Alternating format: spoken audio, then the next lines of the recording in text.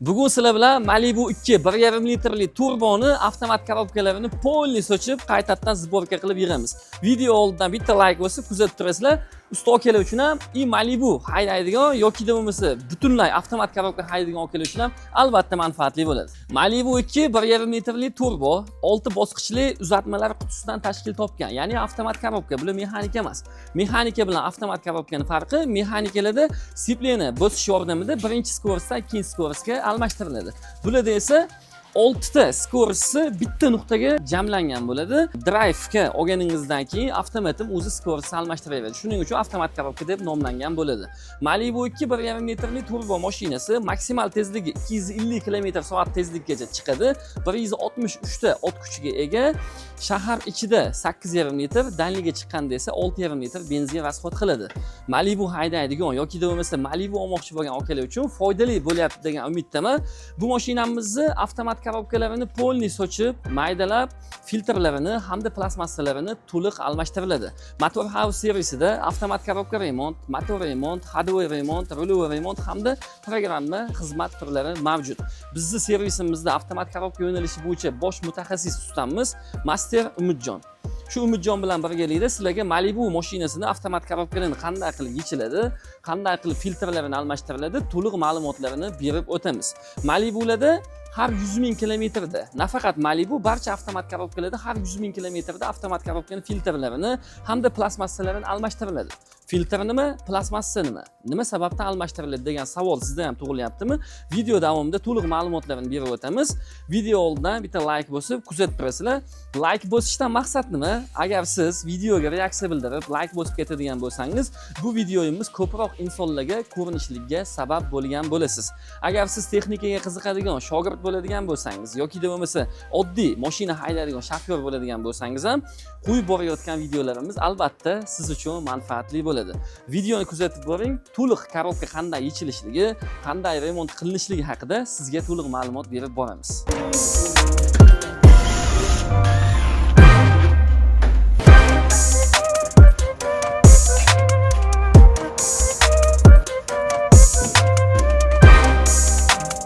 Malibularda avtomat korobkasini yechishlik uchun balkalargacha polni tushirib olinadi. Mana ko'rishingiz mumkin.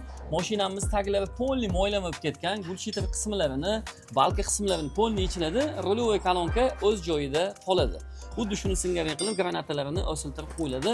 Korobkamiz taglari polni moyib ketgan, mashinamiz 150 ming kilometr atrofda yurgan. Korobkani ochib, filtrlarini, plastmassalarini almashtirishlik uchun yechilyapti. Bahonada moy oqqan joylargacha yuvib tozalab, shu holatini eslab qoladigan bo'lsanglar, yig'ilgandan keyingi holatini sizlarga taqdim qilib ko'rsatib boramiz. Hozir polni iflos bo'lib, moylanib ketgan holati yangidek ko'rinishga keladi.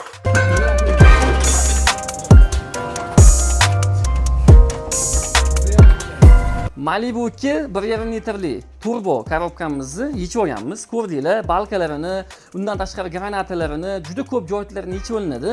Bularda Gentra Cobalt'dan ko'ra farqli o'laroq korobkasini yechishlik uchun balkalarini tushirib olinadi. Sababi joy torligi uchun. Korobkamizni yechib olganmiz. Ko'rishingiz mumkin, polni moy oqib ketgan. Korobkani sizlarga detalma-detal tushuntirib berishlikka harakat qilaman. Undan oldin bir narsani aytib o'tay. Malibu haydaydigan akalar past joylarda, unqur-chunqur joylarda mashinani pastligini hisobga olgan holatda ehtiyot bo'lib yurishinglarni maslahat berib qolaman. Sababi, mana ko'rishingiz mumkin, korobkamizni pastki qismiga shikast yetgan. Mashinaning tagi pastligi uchun mashinaning tag qismi yerga yoki betonga tekkanligi uchun xuddi shunaqangi lat yeyish holati yuzaga kelib qolgan. Pastki tomonda korobkani mo'yin to'kishlik uchun tashlab ketilgan bolt bo'ladi. Sizlarga iloji boricha korobkani to'liq qismlarini detalma-detal nima vazifa bajarishligini ko'rsatib o'tishlikka harakat qilaman. Sizlar bilan birgalikda korobkamizni maydalashlikni boshlaymiz. Korobkani 2-3 qismga maydalanadi. Ya'ni 2 ga yoriladi. U birinchi qismi, ikkinchi qismi esa korobkani miyasi joylashgan oldi kirishkasini yechib oladi. Qani akalar, like bosib poddeshka qilib turasizlar. Sizlar bilan birgalikda korobkamizni polni Umidjon bilan sochib maydalaymiz. Biz iloji boricha sof o'zbek tilida video olishlikka harakat qilamiz. Biz Namanganda yashaydigan bo'lsak, Namangan shevasini boshqa viloyatlar tushunmay qolishligi mumkin. Shuning uchun qo'limizdan kelgancha butun O'zbekiston bo'ylab, qo'shni Qirg'iziston, Qozog'istondagi hamyurtlarimiz ko'rishlikka moslab turib video olishlikka harakat qilamiz. Sizlar uchun qiziq bo'ladigan bo'lsa, foydali bo'ladigan bo'lsa, like bosib, poddeshka qilib qo'llab turasizlar. Qani ketdi bo'lmasa.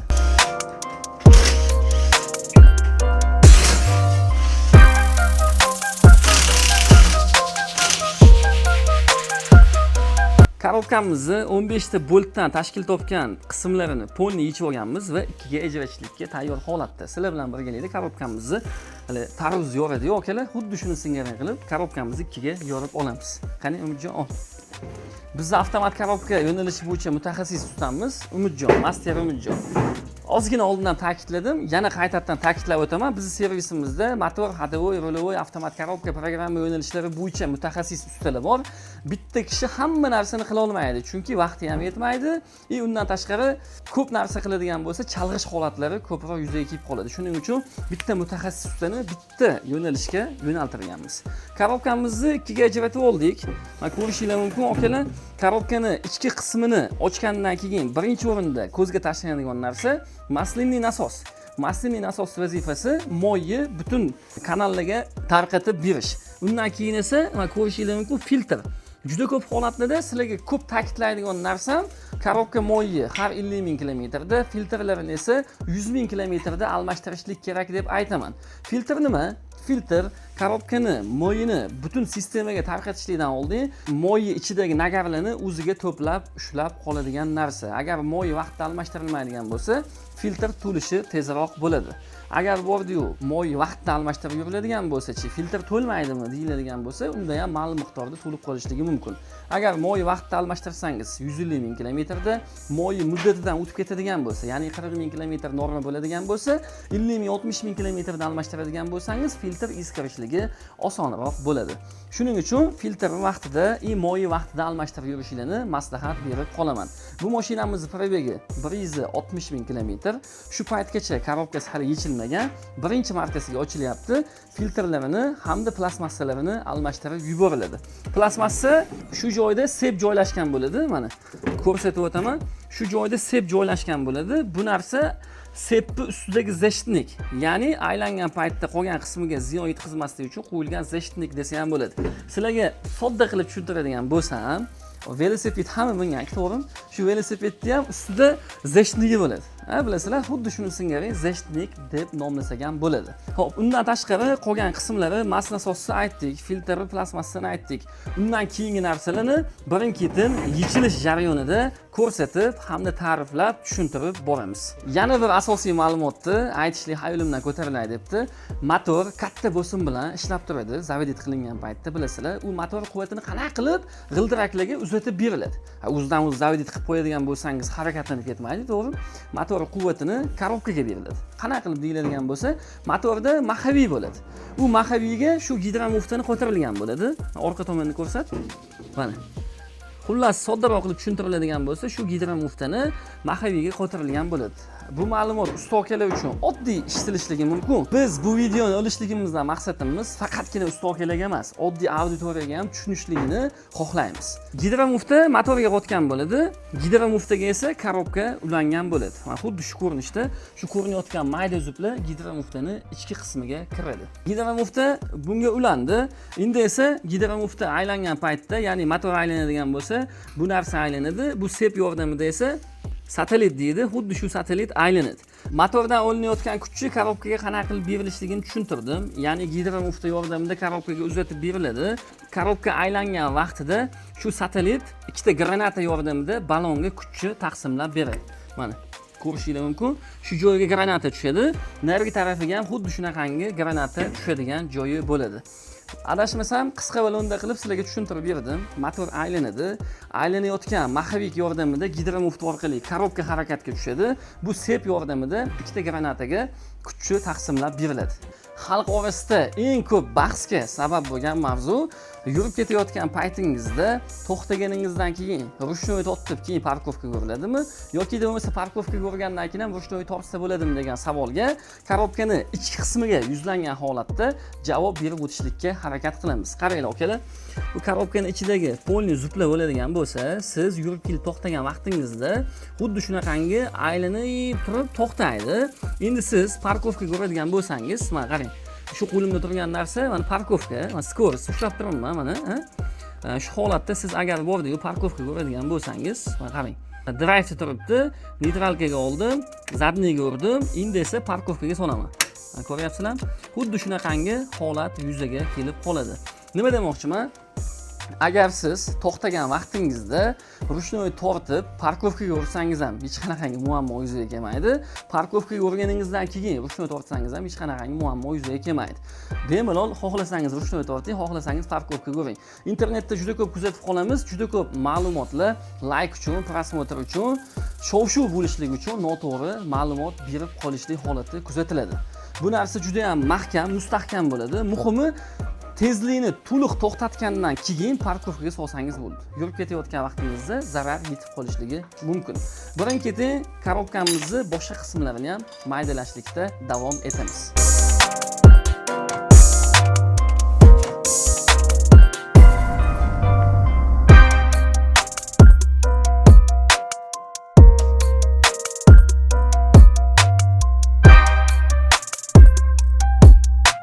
Korobkani miyasi bu insonni miyasiga o'xshaydi-da. Ya'ni aql. Ichi to'la aql desam ham to'g'ri bo'ladi-da. Shuncha ma'lumotlarni avtomat korobkani remont qilayotgan usta o'zi bersa bo'lmaydimi degan savol tug'iladigan bo'lsa, bu o'zi aytadi. Usta deydi, siz ma'lumotlarni bering deydi, yetkazib berishingiz osonroq insonga deydi. Miya haqida to'xtalib o'tamiz. Korobkani miyasi bu nima narsa? Korobkani ichki qismidagi butun detallarni boshqarib beruvchi narsa. Ya'ni insonmiz, qo'limiz bor, oyog'imiz bor, butun tanamizni boshqarib beradigan narsa. Insonning miyasi aqli bo'ladigan bo'lsa, korobka ham xuddi shu kabi narsa. Mana qaranglar, miya qanaqangi holatda ish ko'rsatadi va vazifalari qanday? Bu o'zidan chiqqan miyasi bo'ladigan bo'lsa, sizlarga soddaroq qilib tushuntiradigan bo'lsam, mashina 6 bosqichli avtomat korobkadan tashkil topgan. Buni video oldida aytdim. Endi 6 ta skorost bo'ladigan bo'lsa, 1, 2, 3, 4, 5, 6 va zadniy bilan 7, ha? Xuddi shu skorostlar mana shu narsalar. Ya'ni solenoid deydi. Har bitta skorostga buyruq beruvchi qism hisoblanadi. Agar bordi-yu, birinchi skorostda, ikkinchi skorostda yoki da uchinchi skorostda o'zidagina ish paydo bo'lib qoladigan bo'lsa, muammo paydo bo'lib qoladigan bo'lsa, korobkani yechmasdan oldi kirishkasini ochib, miyani o'zi bilan ishni bajarishlik mumkin bo'ladi. Bu ham usta akalar uchun albatta foydali ma'lumot. Endi miya qanaqangi holatda ish ko'rsatadi deyiladigan bo'lsa, men sizlarga sodda va qisqa qilib tushuntirib qo'yaman. Korobkani moyini vaqtida almashtirilmaydigan bo'lsa, moy kuyib ketadigan bo'lsa, korobka shikastlanib qoladi. Ya'ni telefonlarda bilasizlar, ichida platasi bo'ladi, mikrosxemalar bo'ladi. Bunda ham xuddi shunaqangi narsa bo'ladi. Buni kuchli himoya bilan himoyalangan bo'ladi, lekin shunga qaramasdan zarar yetib qolishlik holati kuzatiladi. Ya'ni mana ko'rishinglar mumkin, 4 ta boltni bo'shatganmiz, shundoqqina ochamiz. Ochgan vaqtimizda salniy bilan himoyalangan bo'ladi. Ayrim paytlarda shu salniy ham himoya vositasini bajarib bera olmaydi. Ichkari tomoniga moy o'tkazishlik holati kuzatiladi. Mana ko'rayotgan bo'lsanglar, polniy plata sxema bilan jihozlangan bo'ladi. U sxemaga moy tegadigan bo'lsa, shikast yetadi. Shu shikast yetmasligi uchun shunaqangi rezinoviy suyuqlik bilan buni himoyalangan bo'ladi. Ichiga moy o'tgandan keyin ma'lum miqdorda sxemaga ham zarar yetkazib qo'yilishligi mumkin. Mana qaranglar, asl holat. Telefonning ichida qanaqangi mikrosxemalar bo'ladigan bo'lsa, buni ham ichi xuddi shunaqangi narsalar bilan jihozlangan bo'ladi. Miyaning ichiga moy o'tishi boshladimi, vaqt o'tgandan keyin shu qismlariga moy tekkandan keyin zararlanib qoladi. Bu glavniy shteker, ya'ni kompyuterdan kelayotgan shteker shunga bog'langan bo'ladi. Bundan ketayotgan buyruqlar shu orqali butun miyaga va korobka qismlariga bo'lib taqsimlab beriladi. Endi akalar da o'ylab qaraladigan bo'lsa, inson so'z-soqolini olib yuradigan bo'lsa, soddaroq qilib tushuntiraman-da. Sog'lig'ida bitta muammo bo'lib qolgan vaqtida ko'rikka borib ko'rinadigan bo'lsa, yotib qoladigan ahvolgacha bormaydi yoki bo'lmasa umri qisqarib ketmaydi. Texnika ham xuddi shu, inson tanasidan olingan narsa.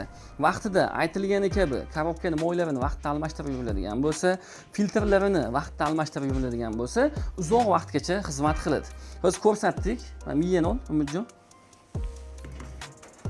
Uje bizda miyalar to'lib ketgan bu joyda juda ko'pi ishdan chiqqan, yaroqsiz holatga kelib qolgan. Nima sababdan yaroqsiz holatga kelib qolgan? Moy vaqtida almashtirilmagan, ayrim paytlarda moy to'kamiz kuyib ketgan bo'ladi. U friksionniy disklarni ham kuydirib yuborgan bo'ladi. U haqida video davomida to'liq ma'lumot berib o'tamiz.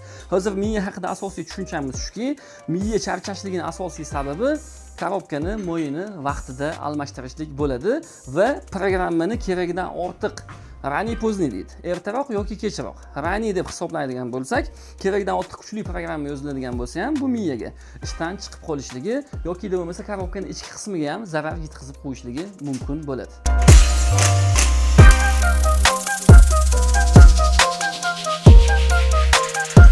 Qo'limda turgan narsa gidroblok. Gidroblok deydigan bo'lsam, albatta oddiy auditoriya tushunmasligi mumkin. Sizlarga soddaroq qilib tushuntiradigan bo'lsam, kompyuter, masalan, miyasi buyruq beradigan bo'lsa, shu gidroblokka o'tadi. Gidroblok esa korobkaning ichki qismiga butun moyni taqsimlab beradi. Gidroblok juda ko'p holatlarda отказ qilmaydi, ish ko'rsatmaydi. Asosiy ish ko'rsatadigan narsa gidroblokka proklatkasi bo'ladi. Ya'ni gidroblokdan korobkaning ichki qismiga o'tayotgan moy shu kanallar orqali taqsimlab o'tkaziladi. Bu narsa juda ko'p holatlarda teshiklar kengayib qolishligi natijasida yaroqsiz holatga keldi deb hisoblanadi. Ya'ni korobkani filtrlarini, plastmassalarini almashtirishlik uchun korobkani yechilgan vaqtda bu narsani ham almashtirib yuboriladi. Agar almashtirilmaydigan bo'lsa, korobkada turli xil muammolar yuzaga kelib qolishligi mumkin. Bu muammolar haqida korobkani yig'ilish jarayonlarida batafsil ma'lumot berib o'tamiz. Ya'ni buni yaroqsiz holati qanday ko'rinishda bo'ladi? Sos holati, ishchi holati qanday ko'rinishda bo'ladi? Yig'ilish davomida sizlarga albatta ko'rsatib boramiz. Sizlar uchun notanish bo'lgan, Cobalt yoki Gentralarda bo'lmagan, Malibularda bor bo'lgan narsa haqida ozgina ma'lumot beraman. Sizlarni qiziqtirish maqsadida yig'ayotgan vaqtda bu haqida to'liq ma'lumot beraman. Ya'ni ko'rayotgan narsalar nima narsa, okalar? Mana ko'ryapsizlar, shu narsa. Gentra Cobalt Nexus 3 avtomat korobkalari bilan Malibularning avtomat korobkasi deyarli bir xil bo'ladi. Ichki ko'rinishi, tashqi ko'rinishi juda ko'p joylarda bir xil bo'ladi. Miyasida, ichki qismlarida, bo'l qotirish joylarida farqi bo'lishligi mumkin. Lekin juda ko'p joylarda bir xil. Lekin Cobalt Gentra Nexus 3 larda bunaqangi detal bo'lmaydi. Ko'ryapsizlar? Bu narsa Malibuda chiqishni boshlagan. Yig'ilish jarayonida sizlarga shu detal haqida to'liq ma'lumot berib boramiz. Endi esa korobkamizni to'liq maydalanish jarayonini sizlarga taqdim qilib boramiz.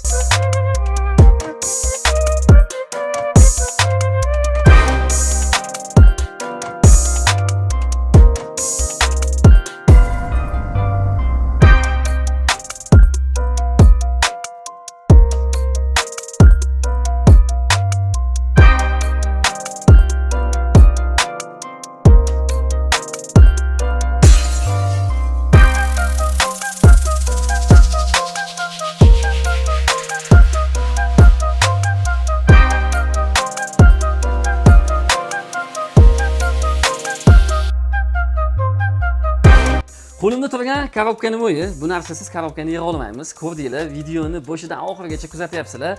Korobkalarimizni moyka qilib, yangidek holatga keltirib olganmiz, okalar. Bunaqangi korobka yig'ish yo'nalishida sifat, tozalik birinchi o'rinda turadi. Chunki korobkaga $500, $1000 xarajat qilganingiz bilan ichida arzimagan strochka qolib ketadigan bo'lsa, butun boshli korobka stok berib, qisib qolishligi mumkin. Korobkalarimizni poli moyka qilib olganmiz. Xudo xolasa yig'ishni boshlaymiz. Video oldidan alohida ma'lumot berib o'tmoqchiman. Avtomat korobkani ustasi Umidjon bo'ladigan bo'lsa, bu bola nima gapiryapti? Bu o'zi gapirgan holatda video olsa bo'lmaydimi deydigan bo'lsanglar, videomiz 15 minutli video, lekin 15 minutli videoga salkam 5 soat harakat qilinadi. Montajga, montajga emas. Montajdan tashqari olinishiga o'zi 5 soat atrofda vaqt ketadi. Montajga ham 3-4 soat vaqt ketadi. Shuncha 10 soatlik qilingan mehnatni sizlarga 15 minutli video ko'rinishda ko'rsatib beramiz. Bu bola videoda gapiradigan bo'lsa, ishni kim qiladi? Vaqt yetmay qoladi. Shuning uchun men batafsil hamma narsani sizlarga yoritib berishlikka harakat qilyapman. Qo'limda turgan moy yordamida korobkamizni polni yig'ib chiqamiz. Umidjon, boshlaymizmi? Boshladik. Okalar kuzatib aktiv bo'lib turasizlar. Like bosmagan bo'lsangiz, like bosib, kommentariyada negativ bo'lsa ham o'zingizni fikringizni yozib qoldiradigan bo'lsangiz, xursand bo'lamiz. Yig'ayotgan karobkamiz albatta sizlar uchun manfaatli bo'ladi. Xoh usta bo'lsani ham, xoh shofyor bo'lsani ham albatta manfaatli bo'lishligi uchun harakatdamiz.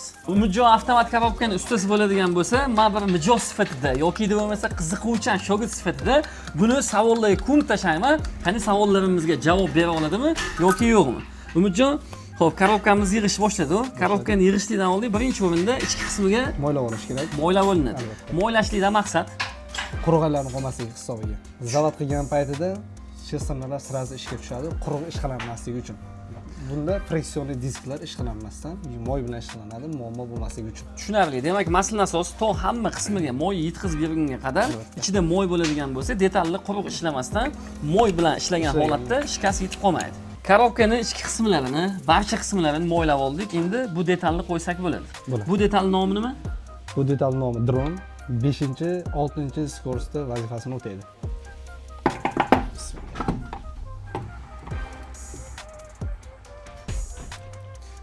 Dronni joyiga o'rnatdik. Undan keyingi narsamiz unda do'ppichasini o'rnatamiz. Dronni do'ppichasi. Buni ham qanaqadir vazifasi bormi? Buni vazifasi birinchi skorsda friksionlarni aylantirib berish vazifasini o'taydi. Tushunarli. Endi birinchi skorsda friksionlarni bir qatorlikda terib chiqamiz. Bu skorsi friksionlari biriki alohida, ikkiniki alohida shunaqa bo'ladi. Har bittasini o'zining vazifasi bor.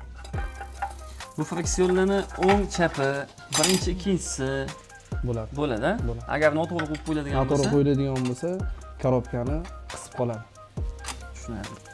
Namangan shevasida qisib qoladi deyiladi, ya'ni to'xtab qoladi. Temir bir-biri bilan jipslashib qoladi.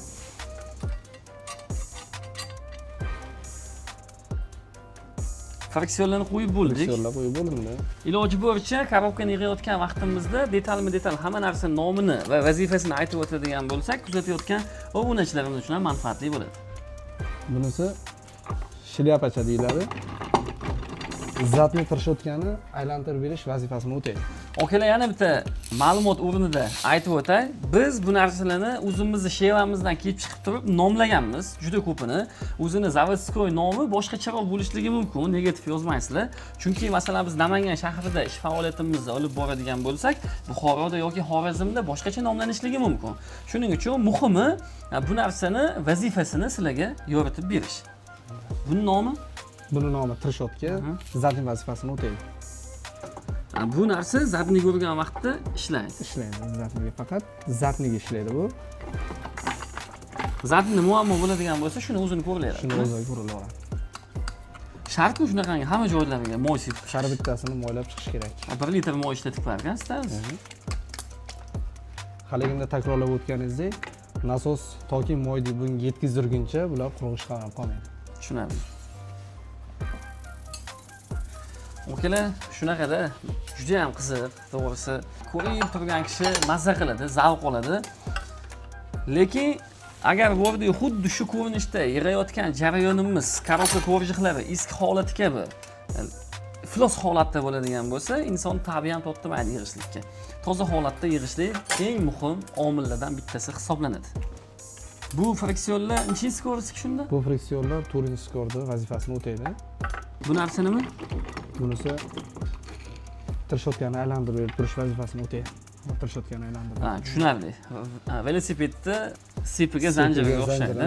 Tushunarli. Aylantirib berish vazifasini o'taydi. Soatni strelkasini aylantirib beruvchi orqa tarafda joylangan zupla desak ham to'g'ri bo'ladi. Bu bular. Bu siz aytgandek hamma joyda har xil ataladi bu narsa.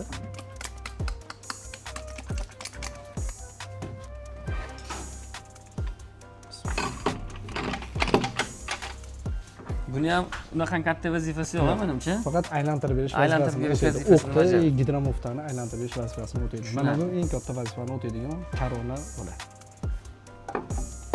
Ikki yonida sannik bo'ladi. Sannik 4-5-skordagi damlinasi ushlab beradi. 1-2-skorda damlinasini ushlab beradigan narsa.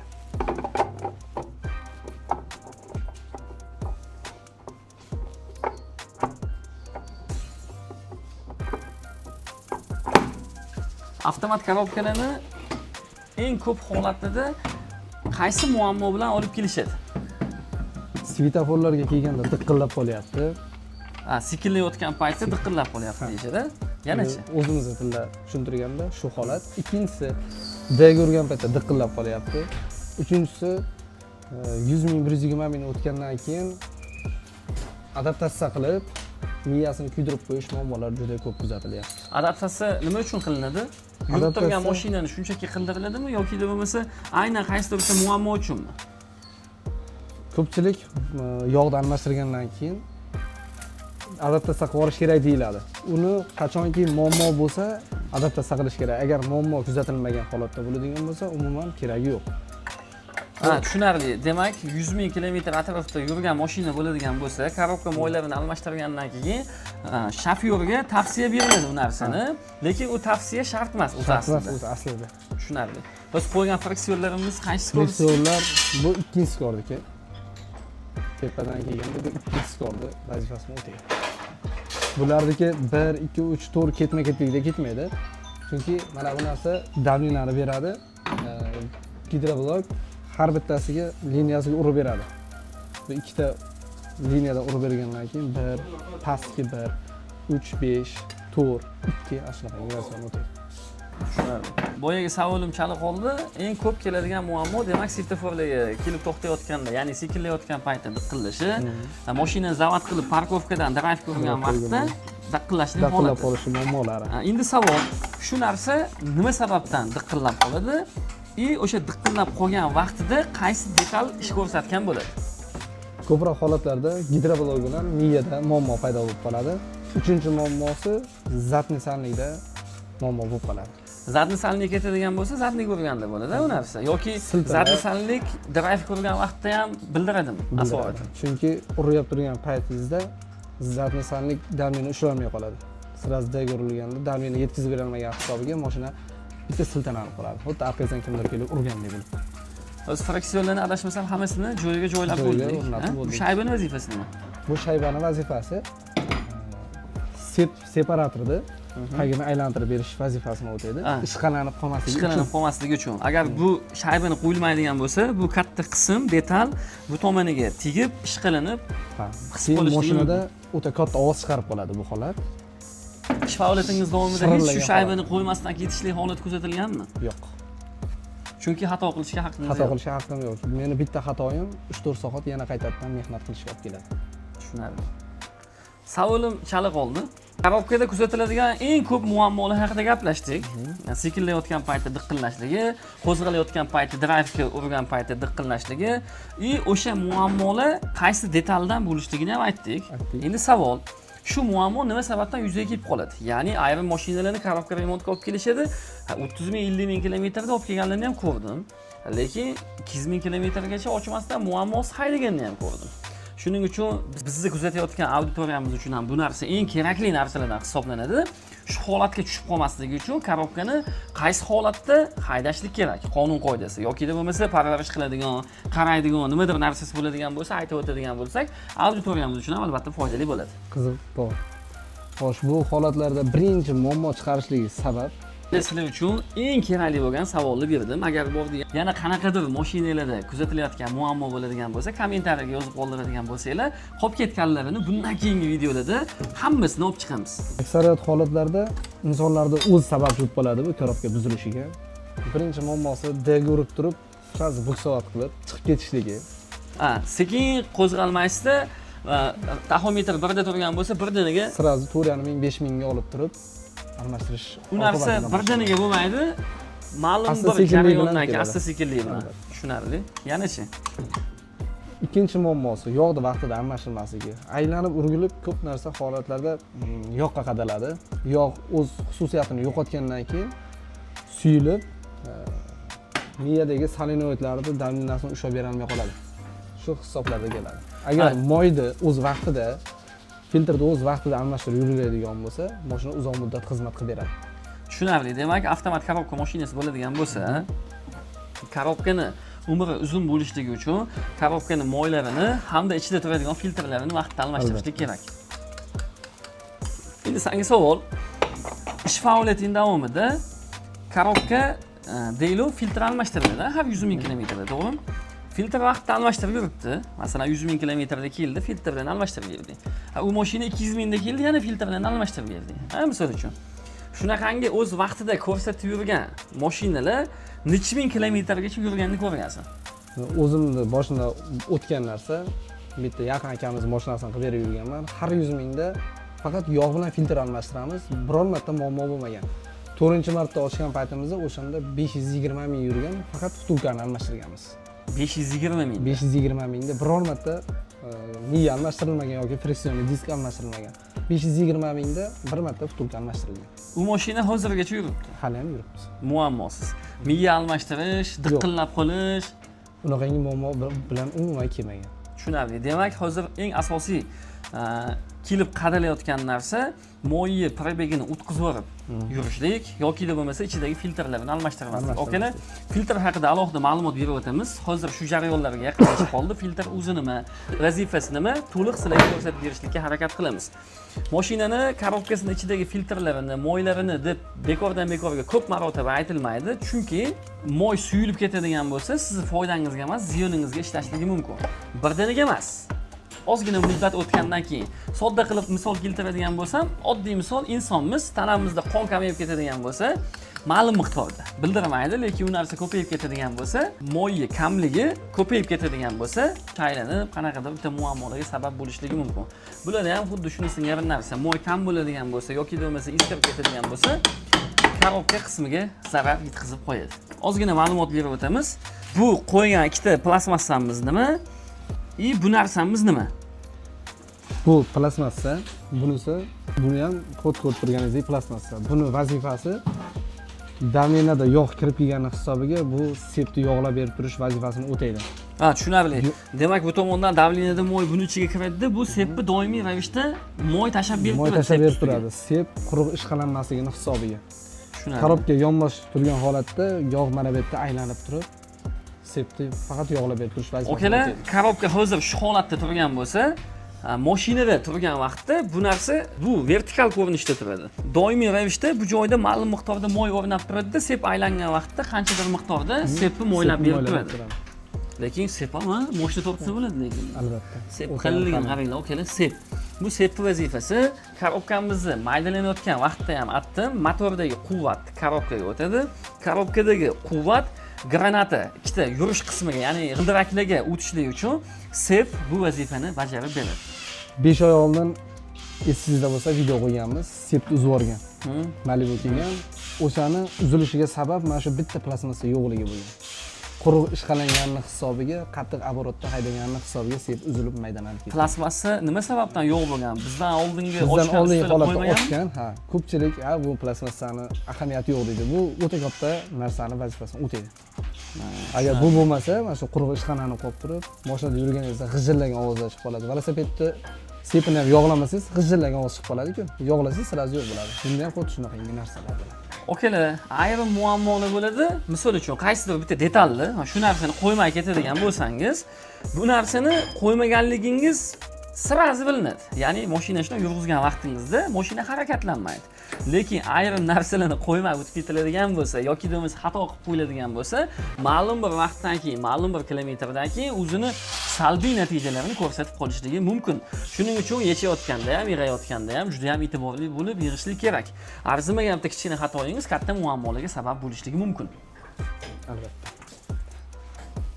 Biz satelitni ham o'rnatamiz. Bu shu g'ildirakka kuchni uzatib beruvchi detal desak to'g'ri bo'ladi. Shunaqa. Satelit deydi. Okalar, sizlarga soddaroq qilib vazifasini tushuntiradigan bo'lsam, motordan korobkaga o'tgan kuch korobkadan ikkita g'ildirakka o'tish vazifasini bajaradi. Endi bunisi jarayonimiz miyalarni yig'ish, prokladkalarni qo'yish jarayoni. Korobkamizni bu qismida hozircha ish tugadi. Albatta, bu tarafda. Endi bu tomonda nima qilamiz? Bu tarafda skorost sanilari, datchilar. Korobkamizni sizlarga miya qismlarini to'liq ko'rsatib berishlik uchun kadr joyini o'zgartirganmiz. Bu tomonda birinchi o'rinda qo'yiladigan narsa speedometr datchik. Speedometr datchik. Ya'ni tezlikni tabloga ko'rsatib beruvchi narsa. Bu narsa ham ko'p ish ko'rsatadimi yoki onda-sonda? Bu onda-sonda bir marta ish ko'rsatadi. Bu ish ko'rsatgan paytda tezlikni umuman ko'rsatmaydi. Mashinani skorost almashtirib turganini ham sezilmaydi. Bu narsani ish ko'rsatib qolishligiga sabab nima? Qattiq qizib ketganini hisobiga. Moy o'ta qattiq qiziydi. Sirkulyatsiya yaxshi bo'lmaganini hisobiga bo'ladi. Radiator to'lib Demak, qolib, bu narsa uncha-munchaga ish ko'rsatmaydi. kamdan kam holatlarda bo'ladi. Tushunarli. Gidroblokni proklatkasi sizlarga ham aytgan edim, yashayotgan vaqtimizda bu narsa ko'p holatida teshiklari kengayib qolganligi uchun almashtirib yuboriladi. Ya'ni teshik kengayib ketadigan bo'lsa, moy kerakdan ortiq bir tomonga o'tib, ikkinchi tomonga kamlik qilib qoladi. Natijada korobkaning ichki qismlarida muammolar paydo bo'lib qoladi. Jurnalist bo'lishim kerak edi, o'zim-a. Jurnalist bo'lishim kerak edi. Namanganda yashaydigan bo'lsak, namanganlik fuqaro akalar kelishadigan bo'lsa, Namangan shahrida gaplashamiz. Hozir videomizni iloji boricha adabiy qilib olishlikka harakat qilyapmiz. Chunki bizni butun O'zbekiston bo'ylab qo'shni davlatlar ham kuzatishadi. Qirg'iziston, Qozog'iston, Tojikiston. Biz Namangan shahrida mahalliy tilda gapiradigan bo'lsak, boshqa viloyatdan kuzatayotgan akalar tushunmay qolishligi mumkin. Lekin hamma uyda televizor ko'radi, kitob o'qigan. Shuning uchun adabiy tilni hamma tushunishlikka qiynalmaydi. O'tgan safar video qo'ygan vaqtimizda manzilni aytmabsiz deyishibdi. Manzilimiz Namangan shahar afsonalar parki orqasida. Pastda nomer ham qoldirib qo'yamiz. Bemalol Telegram orqali yoki bo'lmasa aloqa orqali bog'lanib kelishingiz mumkin. Gidroblokni joyiga qo'ytirib oldik. Gidroblok vazifasi nima? Har bitta friksionga davleniyani urib berib turish vazifasini o'taydi. Har bittasi bittadan soddaroq qilib tushuntiradigan bo'lsak, korobkaning ichki qismiga moy taqsimlab beradi. Bunus plasmassa yog'ni sirkulyatsiya qilib berish vazifasini o'taydi. Bunday qarasiz, bunus taraf teshik. Bu teshikdan kiradi, yog' aylanib beradi. Как truba. Truba. Bunus plasmassasi miyani o'rtasida bolt qotganda zashita hisobida. Zashita hisobida ishlatiladi. Ha, zashita hisobida ishlatiladi. Tushunarli. Miya haqida ma'lumot berib o'tadigan bo'lsak, korobkaning miyasi bu korobkaning eng asosiy qismi hisoblanadi. Men yaqinroqdan ko'rsatishlikka harakat qilaman. Mana ko'rishingiz mumkin. Korobkani oldi qismida joylashgan bo'ladi. Ayrim holatlarda mashina muammo bilan kelgan vaqtda korobkani yechmasdan turib, miyaning o'zi bilan ham bajariladigan muammolar bo'ladi. Ya'ni yechayotgan paytda ham aytdim, 7 ta skorostdan tashkil topgan umumiy. Bitta zatli bo'ladigan bo'lsa, 6 ta 1 dan 6 gacha bo'lgan skorost. Solenoidni vazifasi nima? Solenoidni vazifasi gidroblokka davleniya berish. Agar bu davleniya bermaydigan holatlar bo'ladigan bo'lsa, mana shu yerda yechib turib, muammosini hal qilish mumkin. Buni vazifasi davleniyani o'lchab berish. Tushunarli. Okalar tushunarli bo'ldi degan umiddaman. Ayrim vaziyatlarda korobka muammo bilan keladigan bo'lsa, korobkani yechmasdan turib, miyaning o'zi bilan hal bo'ladigan muammolarni ham bartaraf qilishlik mumkin. Korobkaning miyasi xuddi shunaqangi boltlar bilan mustahkamlab qo'tirilgan bo'ladi. Miyani qo'tirilgandan keyin oldi kirishkasini yopsak ham bo'ladi. Miyaga moy tushib qolishlik holatini sizlarga yechilayotgan vaqtda izohlab, ta'riflab berdim. Miya juda ko'p holatlarda shu moy iskirib ketganligi uchun yoki kuyib ketganligi uchun shikastlanib qoladi. Shuning uchun korobkaning moylarini hamda filtrlarini vaqtida almashtirib yurishlik kerak deb qayta ta'kidlab aytiladi. Ayrim holatlarda korobkaning ichlarini polni ochib, maydalamasdan shundoqqina korobkani ikkiga ajratib, filtrni o'zini almashtirib qo'yishlik holati kuzatilar ekan. Men u ishni to'g'risi oqlamayman, chunki shunchalik yechib tushirgan vaqtda polni maydalab, chiska qilib, yuvib tozalab, qaytadan yig'ishlikni to'g'ri deb bilaman. Sababi ichlari top-toza bo'ladigan bo'lsa, quyilayotgan yangi moy ham uzoqroq kilometrgacha xizmat qilib beradi. Korobkamizni miyani ustida joylashgan plastmassalarini yopilyapti. Uje bu tomonda ishlar tugadi. Deyarli tugadi. Ayrim so'zlarni ruschadan olib qo'shyapman, ayrimlarini o'zbekcha, muhimi tushunarli bo'lsa bo'ldi, to'g'ri. Korobkani miyani ustidagi plastmassalarni yopgandan keyin yakuniy ishimiz qoladi. Yechilayotgan vaqtda qo'limda turgan shu detal haqida va'da bergan edim, ma'lumot beraman deb. Bu Cobalt, Nexus, Gentralarda yo'q narsa bunda bor. Ya'ni buni nomi aktuator. Bu korobkani ichidagi moyni bosim bilan butun qismiga yetkazib berishlik vazifasini bajaradi. Soddaroq qilib tushuntiradigan bo'lsam, shu Malibu'larda vakuum nasos degan narsa ham chiqqan. Ya'ni motor aspirdvalning orqa qismiga o'rnatilgan bo'ladi. Uni vazifasi nima deyiladigan bo'lsa, oddiy mashinalarda vakuum bo'ladi. Tormoz vakuum, to'g'ri? Bo'ldi. Motor ichidan havo oladi, havo olganligi uchun tormoz ishlab beradi. Aktuator vazifasi shu qisqa va lo'nda korobkaning ichiga moyni bosim bilan yetkazib berishlik. Bu narsa deyarli uncha-munchaga ish ko'rsatmaydi. Videomizni boshidan boshlab hozirgacha filtr deyapmiz. Filtr o'zi aslida nima? Bu filtr воздушный filtr ham bo'ladi, maslinniy filtr ham bo'ladi. Bu esa korobkaning filtri. Ya'ni воздушный filtr vazifasi motor ichiga chang o'tkazib yubormaslik bo'ladigan bo'lsa, maslinniy filtr vazifasi esa motor moyidagi nagarlarni, kirlarni o'ziga ushlab qolishlik. Korobkaning filtri ham xuddi shu kabi bo'ladi. Mana ko'rishingiz mumkin. Masl nasos moyni o'ziga tortgan vaqtda moy shu joydan korobkaning ichki qismiga kiradi. Agar bu filtr to'lib qoladigan bo'lsa, misol uchun 10% moy kiradigan bo'lsa, filtr to'lgan vaqtda 7, 6, 5% ga tushib qolishligi mumkin. Bu sizlarga sodda misol. Shuning uchun filtr vaqtida almashtir degan so'zlarni juda ko'p marotaba ishlatiladi. Maslinniy nasos, mana akalar, ko'rishingiz mumkin. Shu filtr orqali maslinniy nasos korobkaning ichidagi moyni o'ziga tortib olib, korobkaning barcha qismlariga, detallariga moyni yetkazib beradi. Filtr to'lib qoladigan bo'lsa, maslinniy nasos ichiga moyni kam olganligi uchun qolgan qismlarga ham moyni kam yetkazib beradi.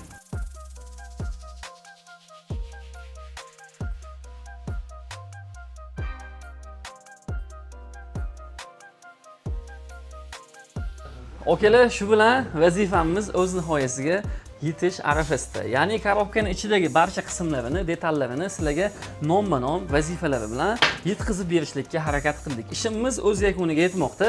Seplarini, filtrlarini, dronlarini, hamma narsalarini joyiga joylashtirildi.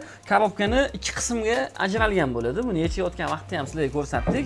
Endi buni joy-joyiga o'rnatamiz. Hamma narsasi xatosiz, kamchiliksiz o'z yakuniga yetdi.